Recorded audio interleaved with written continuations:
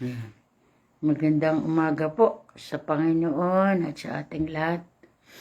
Salamat po sa umagang ito na dadako po tayo sa pag-aaral ng salita ng Diyos tuwing umaga. At pinagpala tayo ng bagong buhay, bagong lakas, bagong pagkakataon para madakila, maitaas ang pangalan ng Panginoon at kasama ng kanyang salita. Tayo po muna ay bago magsimula, tayo po muna ay manalangin. Aming Ama, aming Diyos, salamat po sa umagang ito, sa pagkakataon na pinagkaloob niyo sa amin para makapag-aral po kami ng iyong salita. Naniniwala po kami, Panginoon, na ang salita mo ay sapat sa amin upang kami ay mabusog, lumakas, tumibay, tumatag at lalo namin kayong mapaglingkuran sa pamamagitan ng iyong salita. Banal na Espiritu, kayo po ang aming gabay sa pag-aaral ng iyong salita at magpakahayag ka po sa aming puso sa umagang ito upang anuman po yung nais mong ituro, ipahayag sa amin, ay matanggap po namin ito na may buong pananampalataya, buong pasasalamat sa kaya po ninyong gawin, Panginoon. Tulungan mo kami na wala kaming ibang itaas kundi ang iyong pangalan. Wala kaming ibang gagawin kundi ang iyong pangalan ay madakila naming inyong mga anak ngayong umaga. Pinagkakatiwala ko po sa inyong patuloy na pagbibigay ng mensahe na angko para sa aming pangangailangan. Pagpalain mo po ako, maging ang mga anak mo na makikinig at mag-aaral ng salita mo ngayong umaga. Ito po aking dalangin sa pangalan po ni Jesus. Amen. Ang ating pong pag-aaralan ay tungkol po sa buhay ni Daniel. Tayo na Door of Faith na kabilang sa Door of Faith ay may paksa na tungkol sa kahalagaan ng panalangin. At ngayong umaga, ito po yung binigay ng mensahe sa akin ng Panginoon sa buhay po ni Daniel. Dahil ito po ay napakalaki ng kinalaman sa aming buhay paglilingkod. Dahil dumanas kami hindi man leon na literal na leon, ay mga leon na mga tao na nais kaming puksain upang hindi makapagpatuloy ang paglilingkod at ang gawain sa dako ng ito ng isla ng talim.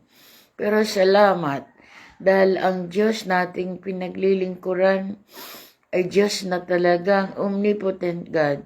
Diyos na makapangyarihan na hindi kayang limitahan ang kayang gawin alang-alang sa kanyang pangalan. Kaya salamat at magpatuloy po tayo. Binigyan ko po ng paksa ang aralin sa buhay ni Daniel na ang paksa natin ay ang katapatan ng Diyos sa kanyang mga lingkod. Hindi kayang pasinungalingan ang katapatan ng Diyos sa ating kanyang mga anak. Sabi ng aklat ng Daniel chapter 6 verse 4 hanggang sa sumusunod na talata ay si Daniel at yung kanyang tatlong kaibigan ay nakabilang sila ay nakarating dito sa Persia. Sila ay nabihag at naroon ang kanilang buhay ay humantong sa lugar na ito. Pero sa buhay ni Daniel, kahit saan siya makarating, ito yung nakita natin sa kanyang buhay, ang pagiging tapat sa Diyos.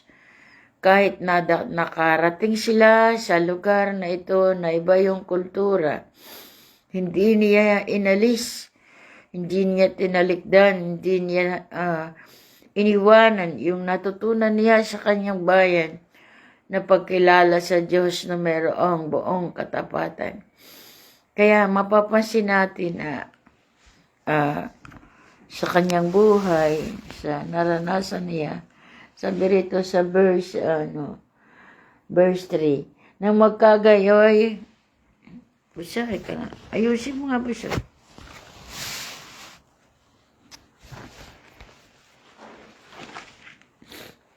Sabi doon sa verse 3, chapter 6, nang magkagayon, ang Daniel na ito ay natangi sa mga pangulo at mga satrapa, sapagkat isang marilag na espiritu ay nasa kanya at iniisip ng hari na ilagay siya sa buong kaharian. Nang magkagayoy, ang mga pangulo at ang mga satrapa ay nagsihanap ng maisusumbong laban kay Daniel tungkol sa kaharian, ngunit hindi sila nakasumpong ng anumang kadahilanan at kakulangan man, palibas ay tapat siya at walang anumang kamalian ni kakulangan na nasumpungan sa kanya. Ito yung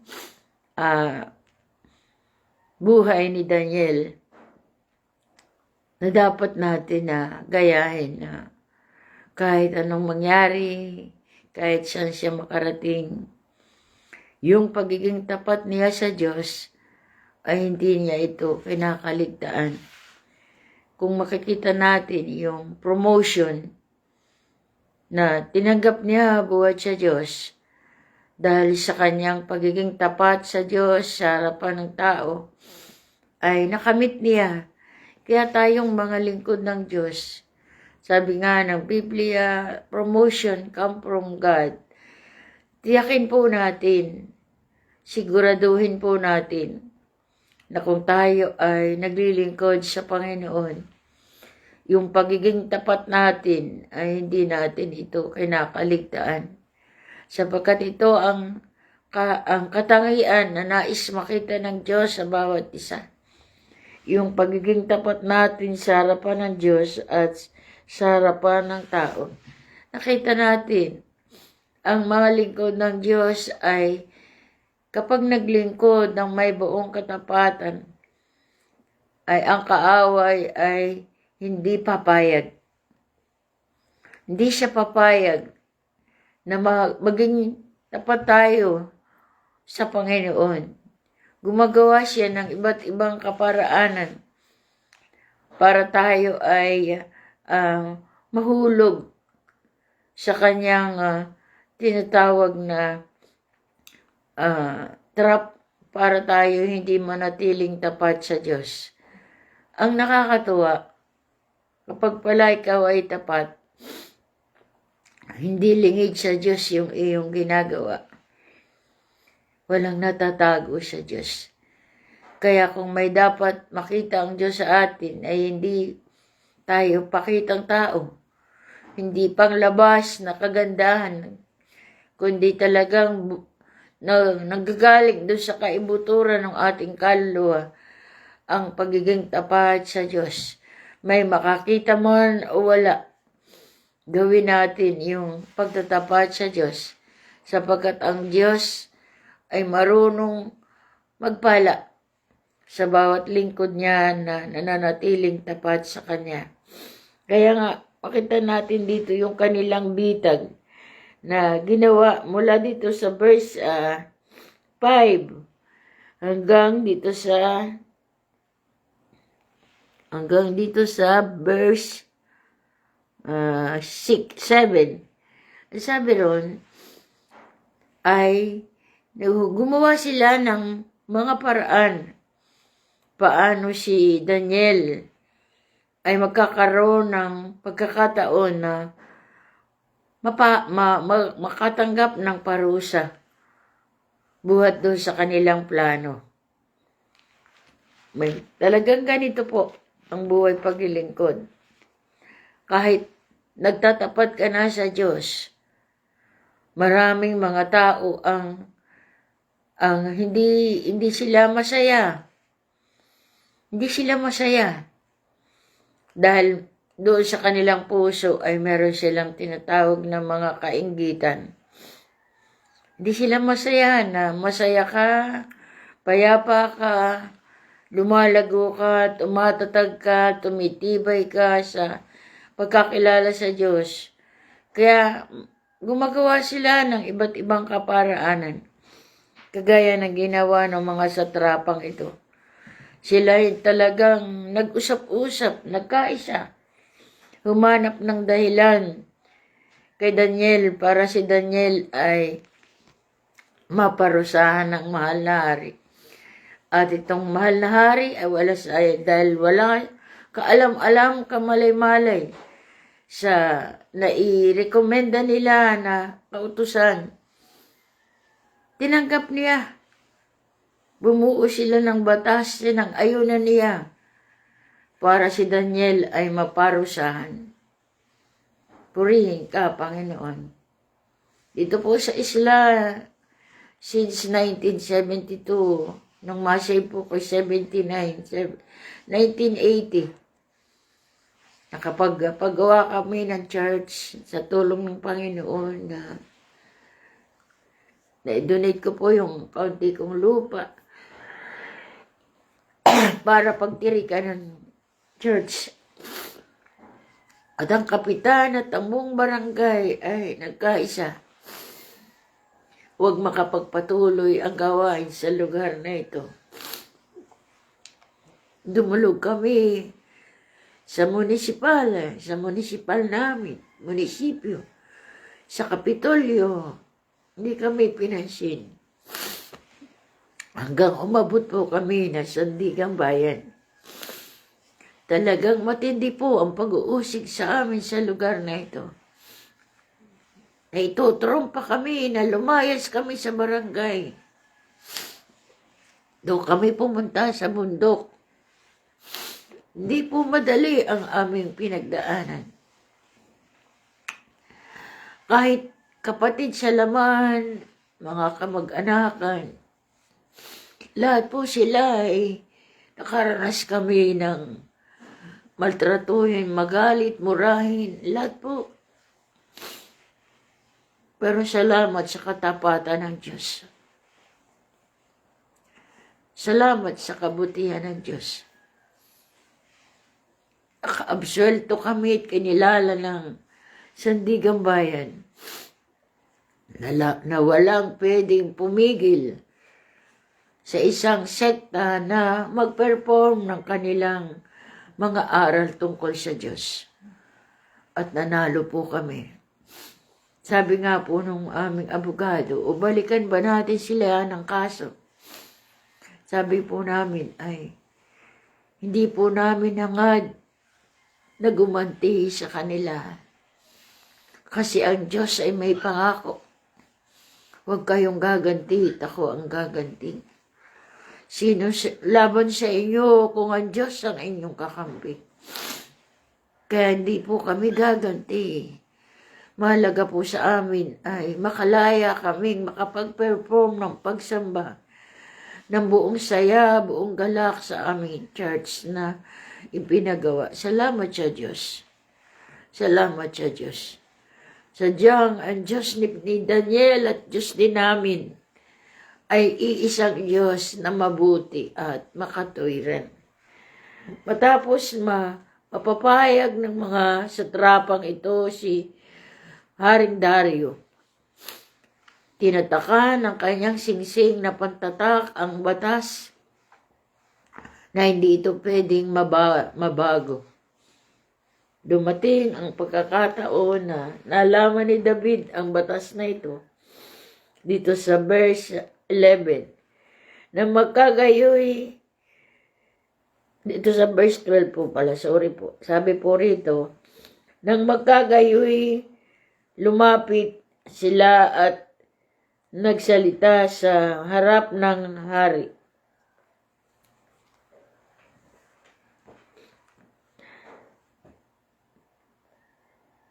Sabi rito, tungkol sa pasiya ng hari, hindi ka baga naglagda ng pasya na bawat tao na humingi sa kanino mang Diyos o tao sa loob ng 30 araw liban sa iyo o hari. Ihahagis sa yungib ng mga leon. Ang hari ay sumagot at sinabi, ang bagay na tunay ayon sa kautusan ng mga taga-Media, mga taga-Persya na hindi mababago. Sinang-ayunan ng paharian po. Nang magkagayoy, nagsisagot sila at nagsabi, sa harap ng hari, ang Daniel na yaon na nasa mga anak ng mga nabihag sa Huda, hindi ka pinakukundanganan o hari. At ang pasiyaman sa iyong nilagdaan ang pangalan kundi dumadalangin makaitlo isang araw. Sa makatuwid, sinusubaybayan nila, binabantayan nila si Daniel sa lahat ng kanyang ginagawa. Yun po ang totoo. Kapag po tayo'y anak ng Diyos, ang lahat ng tao'y nakamasid sa atin, nakamatyag sa atin, sa bawat ginagawa natin, ay meron silang tinatawag na pagsisiyasat. Kung ano ba yung ating ginagawa sa bawat araw ng ating buhay. Kaya kapag tayo ay nakaranas tayong bumagsak, ito ang kagalakan nila. Ito ang iniintay nila sa atin. Ang tayo ay bumagsak, ang tayo ay maalis sa kalooban ng Diyos. Sapagkat iyon ang plano ni Satanas. Ang tayo ay bumagsak, mawala sa kalooban ng Diyos. Pero ang totoo, salamat sa katapatan ng Panginoon. Sabi nga ni Haring David, makapitong beses man akong dumabagsak, makapitumpung beses mo akong ibabangon. Yun ang katotohanan. Sapagkat ang Diyos na ito na tumawag sa atin ay Diyos na mahabagin, Diyos na makatarungan, Diyos na makatuwiran. Hindi kayang sukatin kung gaano niya tayo kamahal, kung gaano siya nagmamalasakit sa atin. Tandaan mo ito, kapatid. Alam ng Diyos kung gaano tayo kahina. Alam ng Diyos kung gaano may pagkakataon na nawawala tayo sa kanyang kalooban. Pero salamat sa kanyang katapatan, katulad ng buhay ni Daniel. Andoon ang katapatan ng Diyos. Andoon ang kahabagan niya at pag-ibig at pagmamalasakit kay Daniel. Kaya sa panahon na ito na nagkaroon na sila ng pagkakataon na si Daniel ay mapahamak. Nagkaroon sila ng pagkakataon ng narinig nga ang mga salitang ito ay namanglaw na mainam. Namanglaw na mainam at inilagak ang kanyang puso kay Daniel upang iligtas siya at ang kanyang pinagsikapan Ano ba yan? Hanggang sa lumubog ang araw upang iligtas siya. Nabalisa yung hari, ano? Kasi kilala ng hari ang buhay ni Daniel. Kilala ng hari kung gaano katapat si Daniel na naglingkod sa kanya. Kaya hindi niya napansin na natrap siya ng mga satrapa. Ginamit siya para yung kanyang lingkod na tapat ay maparusahan. Talagang ang kasinungalingan pagkamisan ay nagtatagumpay pansamantala. Pansamantala. Kaya magpakatalino po tayo. Tayong mga anak ng Diyos.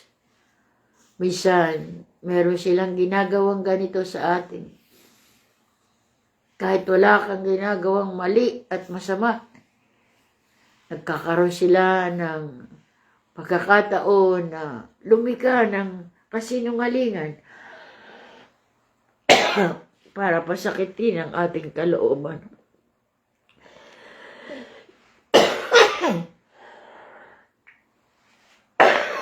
Gusto tubig.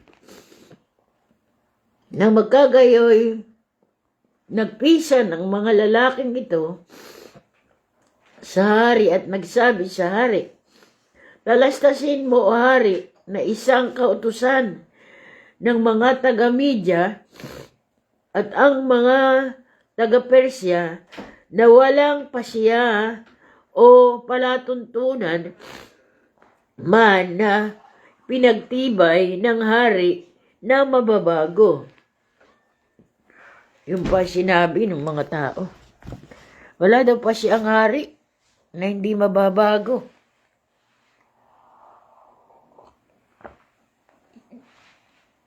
Ay, may lagda na kasi.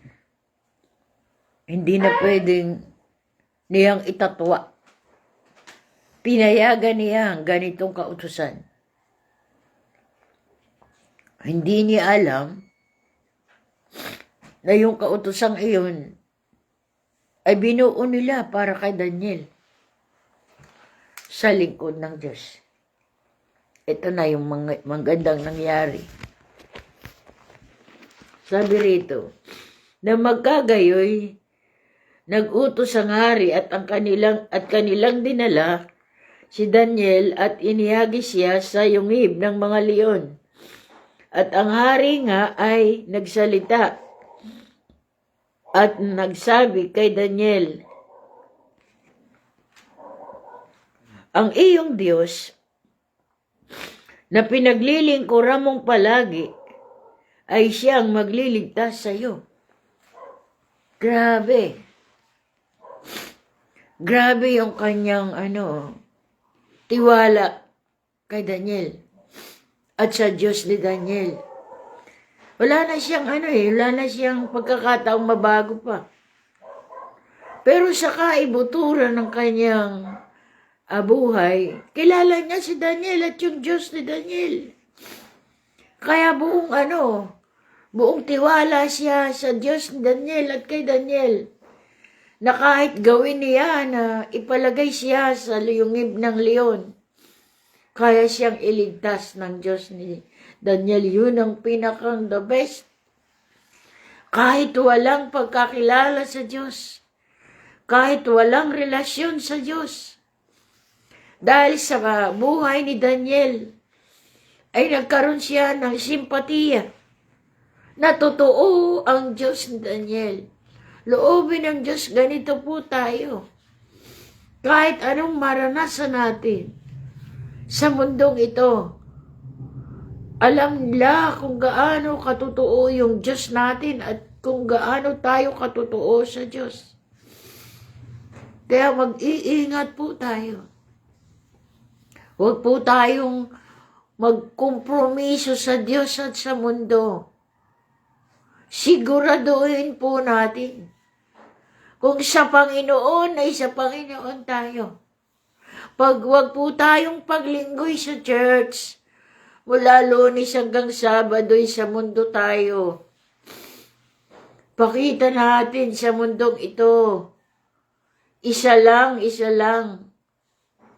ang ating citizenship, ang ating pagiging mamamayang tagalangit. Anumang mangyari. Ngayon po, nakakalungkot. Marami ng Kristiyano ngayon ng nakikipagkompromiso na sa mundo. Nakikigaya na sa mundo. Hindi po natin kayang dayain ng Diyos. Hindi po natin kayang dayain ang banal na Espiritu na siyang nagpapakilala kung anong meron tayo. Mahal na mahal po tayo ng Panginoon.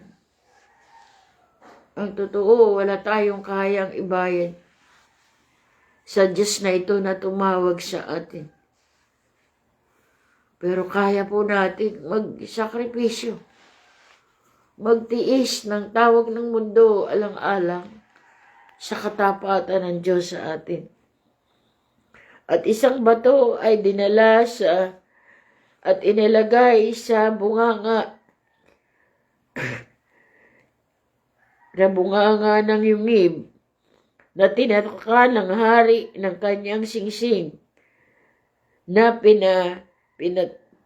pantatak at ng singsing na panatak ng kanyang mga mahal na tao upang walang anumang bagay ay mababago tungkol kay Daniel. Nang makagayoy, umuwi ang hari sa kanyang palasyo. Nagparaan ng buong gabi. Nag-ayuno. Wala kahit panugtog na tumutugtog na dinala sa harap niya at ang kanyang pag-aantok ay nawala. Nang magkagayon, bumangong maaga ang hari at pumaroon na madali sa yungib ng mga leon. At nang siya'y lumapit sa yungib kay Daniel, siya'y sumigaw ng taghoy na tinig. Ang hari ay nagsalita at nagsabi kay Daniel, "Oh, Daniel, na lingkod ng buhay na Diyos,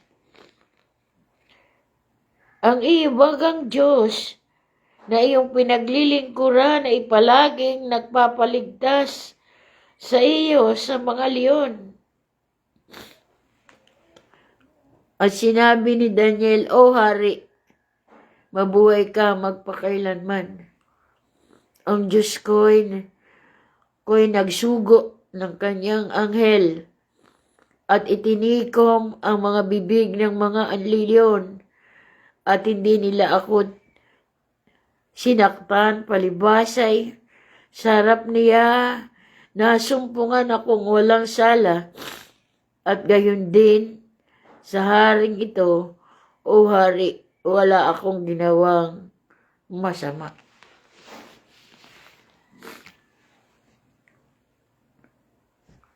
Ano, makikita natin dito? Anong katapatan ni Daniel sa Diyos? Sabi rin sa dinaan nating talata, nang marinig niya yung kautusan na ang hindi tumatawag sa pangalan ng hari ay ihahagi sa leon, lalo niyang pinagbuti ang kanyang buhay panalangin. 3 beses siyang marumdom na nananalangin para malampasan niya ang hirap na kanyang daranasin. Naalala ko ang Panginoon nung siya'y nananalangin sa Ama dahil sa kanyang pagdaraan ng hirap, pagbabataan ng krus para sa ating kaligtasan. Yung kanyang luha at pawis nang ito'y pumatak sa lupa ay dugo. Ang dugo ay buhay. Walang pinagkaibahan si Daniel sa Panginoon. Kaya nga, kung mayroon tayong dapat maging paraan ng katapatan sa Diyos ay sa pamamagitan ng panalangin. Ito yung oras na kakausapin natin ang Diyos. Ito yung oras na ay sanggunian tayo sa Panginoon. Kaya ang panalangin ay isang buhay ng ating kaluluwa. Hindi tayo magiging matatag, magiging matibay, magiging malapit ang relasyon sa Diyos kung pinababayaan natin ang buhay panalangin. Natutunan ko po sa Panginoon. Bago ako manalangin, ako'y nagbabasa ng Biblia. At kapag nagbasa na ako ng Biblia, nanalangin, umawit, sumamba at nanalangin, maliwanag ko pong naririnig ang mensahe ng Panginoon. Kaya nga, naisulat ang buhay ni Daniel hindi lang para malaman natin ang kasaysayan. Naisulat ang buhay ni Daniel upang maging halimbawa sa bawat isa sa atin sa huling panahon na ito. Ang buhay niya ay tularan natin sapagkat karapat-dapat lamang. Nakita natin paano ang tiwala ng tao, higit yung tiwala ng Diyos sa kanya, kung paano siya naging tapat na lingkod ng Diyos. Sabi roon sa Revelation chapter 3 hanggang sumusunod na kapitulo, sa 7 iglesia na kinausap ng Holy Spirit, ang magtagumpay. Ang magtagumpay. At isa tayo sa kabilang sa magtatagumpay sa laban ng buhay espiritual. Napakahalaga ng buhay mo sa Diyos. Isa ka sa tinawag at pinili at tinirang ng Diyos. Sabi nga ni Pablo, tinawag tayo hindi lang para manampalataya, kundi para din naman magtiis para sa kanyang mabuting balita. O salamat sa Diyos. Ito yung lagi kong nais maalaala ang buhay ni Daniel. Sapagkat hindi biro, lalo na ang mga lingkod ng Diyos. Sabi nga ni Pablo ay, hindi lang tayo tinawag para manampalataya. Marami tayong pagtitiisan. Pero sa mga huling panahon na ito, maraming pastor ang nangangaral. Pag hindi kayo mayaman at hindi ka pinagpapala, magbulay ka na. Baka wala ka sa kalooban ng Diyos. It's a lie. Ito'y kasinungalingan. Bakit ang kanyang mga apostol namatay sa iba't ibang uri ng hirap ng kamatayan? Hindi mapagdududahan, hindi mapasisinungalingan ang katotohanan ng Biblia. Ang buhay sa mundong ito ay buhay na punong-puno ng kasinungalingan. Punong-puno ng pangako na hindi magdadala sa atin sa harapan ng presensya ng Panginoon. Salamat sa Diyos. Yung pangako ng Diyos sa awit 34:7, ang sabi roon, ang mga banal na anghel ng Panginoon ay nakapalibot sa bawat natatakot sa Kanya upang ipagsanggalang sila. nangyari ito kay Daniel. Ang anghel na Panginoon ay kasama niya doon sa kulungan ng hayop. Nagawa nilang tikumin ang bibig ng anghel, ng leon, upang hindi masaktan at mamatay si Daniel sa kanilang mga kamay. Purihin ang Diyos. Mga kapatid, ito po yung nais kong iwanan sa atin. Hindi po tayo tatagal sa paglilingkod kung hindi tayo babad sa panalangin. Kung kaya nating gawin, mag-ayuno tayo. Kagaya ng ating bansa. Hindi tayo pwera, hindi tayo labas sa mararanasang gulo ng bansa natin. Dahil dito tayo nakatira. Pero meron tayong kayang gawin. Ang manalangin ng puspusan para sa ating bayan. Loobin ng Diyos, maintindihan natin ito. Kung paano ang Panginoong Hesus ay nagturo sa kanyang bayan na maging tapat sa kanilang bayan, sa kanilang bansa.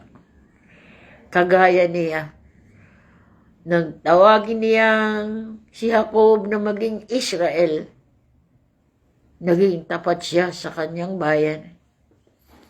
Kahit sila'y nagkakasala, nagkakamali, andon pa rin ang kanyang pagpapatawad.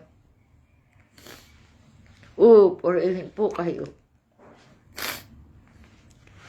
Salamat po, Panginoon. Salamat sa buhay ni Daniel.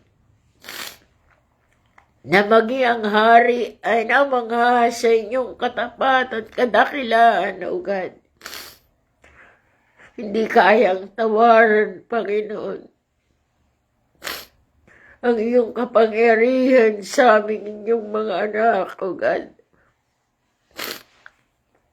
We love you, Jesus. Sharabashakarabashanda sharabakanda. Siyayayakanda shakarabakanda kyarabasikarabakaya. Salamat po. Salamat po, Panginoon, sa bagong buhay sa araw na ito. Sa bagong lakas at bagong hamon ng buhay paglilingkod.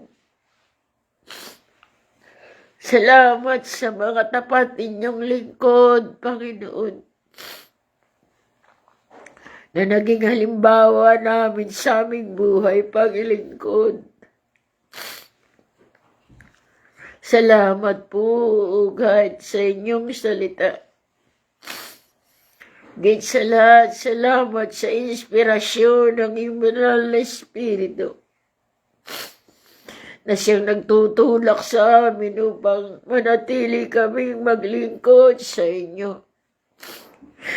Wala kayong katulad, O God. Sino man ang mga anak mo na dumaranas ngayon ng matinding hirap ng paglilingkod, andiyan po kayo, Panginoon. Abutin mo sila ng iyong mga kamay, Panginoon. Ihapin mo sila para maramdaman nila, O Diyos, hindi kayo malayo sa kanila. O God, ang door of faith, Panginoon. Maraming pastor, Panginoon, ang dumaranas ng maraming kahirapan ng paglilingkod. Pero nandiyan po kayo, Panginoon. Andiyan po kayo, hindi kayo lumalayo, hindi kayo umaalis, O God. Sorry po kung minsan hindi kami tapat sa inyo. Sorry po sa mga pagkakataon, O God. Naabala kami sa maraming mga bagay. Pero ganun pa man, O Diyos, Hindi kayo nagbabagong Diyos sa amin, O God. Hindi nyo kami tinatrato ng trato namin sa inyo. Bagkus kung ano kayo, Panginoon, hindi kayo nagbabago. O ang aming bansa, Panginoon, kayo po ang siyang manguna at gumabay. Ang iyong katarungan at katuwiran ay makita sa aming bayan. Patawarin mo po mula sa presidente namin hanggang sa pinakang mababang mga nanunungkulan sa iyong bayan. Patawarin mo kami at pagpalain mo po ang aming bayan, O God. O God din ang aming mga leader, Panginoon, sa church, O Lord. Patuloy po kayong magpala mula District 1 hanggang District 9, O Lord, ng Door of Faith. Kayo po ang kikilos at magpapala, O God. Salamat sa araw na ito, O Diyos, na nagbahagi kami at nag-aral ng iyong salita. Loobin mo po na hindi lang namin ito narinig, hindi lang namin naalaman, kundi sa tulong mo po, Banal na Espiritu. Lakaran po namin ito hanggang naghihintay kami sa iyong pagbabalik. Lord, ang aking mga pamilya, mula sa pamilya ni Aurea, ni Dina, ni Juan, ni Paul, ni Timo, God, sa iyo ko po iniaasa ang kanilang buhay. Kayo ang Diyos na siyang nagbabantay sa kanila. Hindi ko sila nakikita 24 hours a day, pero andyan po kayo. Kasi kayo ang Ama nila, Panginoon. Kayo ang Ama nila na nagmamahal sa kanila. Salamat, salamat, salamat po. Salamat sa lahat ng ito, Panginoon. Patawarin mo rin yung mga taong nang uusig sa amin, O God. Tawarin mo po sila. Masumpungan din nila ang buhay, Panginoon, na mayroon pong relasyon sa inyo. Salamat po, Panginoon, ng isla ng talim, Panginoon. Pagpalain mo ang aming dagat, na maraming umaasa na sa dagat na mabuhay ang pamilya, Panginoon. Patong mo po ang iyong mapagpalang kamay ng pagpapala upang marami muling isda na lumaki para sa kapakinabangan ng iyong mga anak, O God. Pinupuri namin kayo at pinasasalamatan. Salamat, salamat po. Sa inyo ko po binibigay ang pinakamataas na papuri at pagdakila. Sorry po si Pastor Joseph, Pastor Indo, Panginoon. Lahat ng mga Pastor Ambrosio, si Ma'am Sylvia, Panginoon.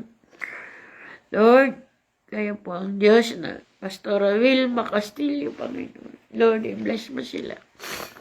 Salamat po sa iyong papuri, pagdakila. Gayun po si Sikay na si Aldrin ng kanilang ministry. Magpadala ka po ng susuporta sa kanila. Financially, ngayon din si Timothy, financially, Lord. God, salamat, salamat po. Mahal na mahal ko po kayo, Panginoon. Dahil kayo ang unang nagmahal sa akin, O God. Purihin kayo, Panginoong Isus, O God. Sa iyong pampapurit, pagdakila, sa tayong pangalan ng Panginoong Isus. Amen po, Lord. Salamat po. To God be the glory. Pagpalain po tayo ng Panginoon. So, Ma'am. Gusto. Thank you, Lord.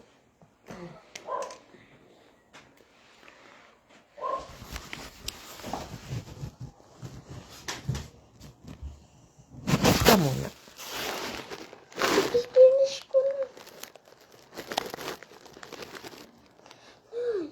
Ito muna.